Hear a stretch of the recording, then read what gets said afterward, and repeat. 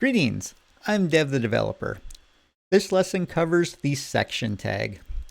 It is a semantic container for grouping related content, and understanding it means understanding how it is different from the div tag and when to use one versus the other.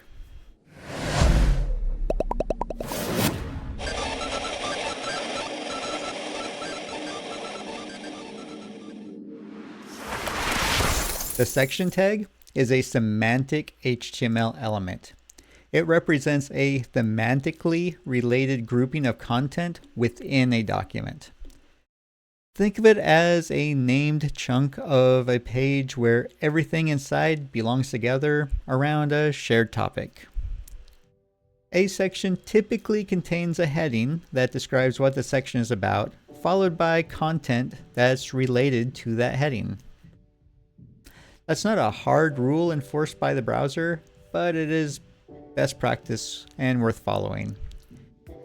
If you cannot name a section within a heading, that's usually a sign you may want a div instead. That is the basic structure. Opening tag, a heading, some content, closing tag. The browser does not do anything special visually with a section. It looks the same as a div in rendered output.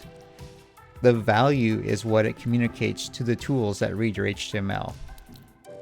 You may be wondering, why not just use a div here, since div also groups content? The difference is meaning. A div has no semantic meaning at all. It is a generic box. It tells nothing to a screen reader, or to a search engine, or to another developer reading your code, other than these things are grouped. That's fine when grouping is all you need. A section says something. It says, this content belongs together and forms a distinct part of the document. Screen readers can use that to help users navigate. Search engines can use that to understand page structure. Other developers reading the code know immediately that this grouping is intentional and meaningful. Use div when you need a container for layout or styling and grouping that has no inherent meaning. Use section when the content inside forms a coherent, nameable part of the document. There is one more comparison worth making. Section versus article. An article is for content that could stand on its own, like a blog post, a news story, or a product listing.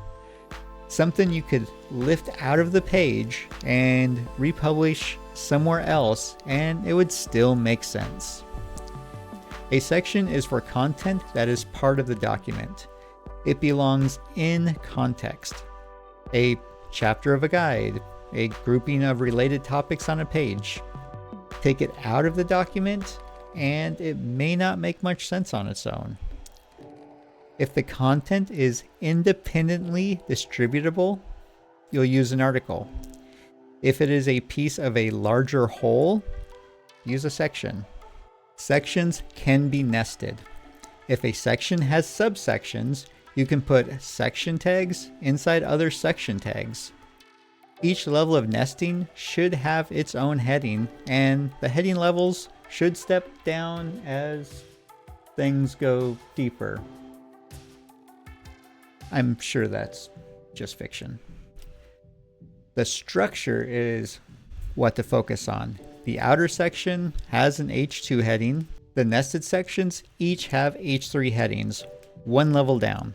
That heading sequence matches the nesting depth, which keeps everything readable and correctly structured for screen readers and other tools that traverse the document outline. Here are a couple of things to avoid. Do not use section as a replacement for div when you just need a styling hook. If you are wrapping something purely to apply CSS, use a div. Do not force a section around content that does not actually have a meaningful topic.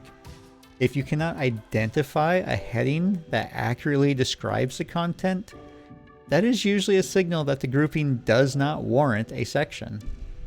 The section tag gives you a way to communicate structure and meaning in your HTML, not just group things together. Now that you know when to reach for it and when to use a div instead, put that to work on your own pages. Don't just watch it, do it.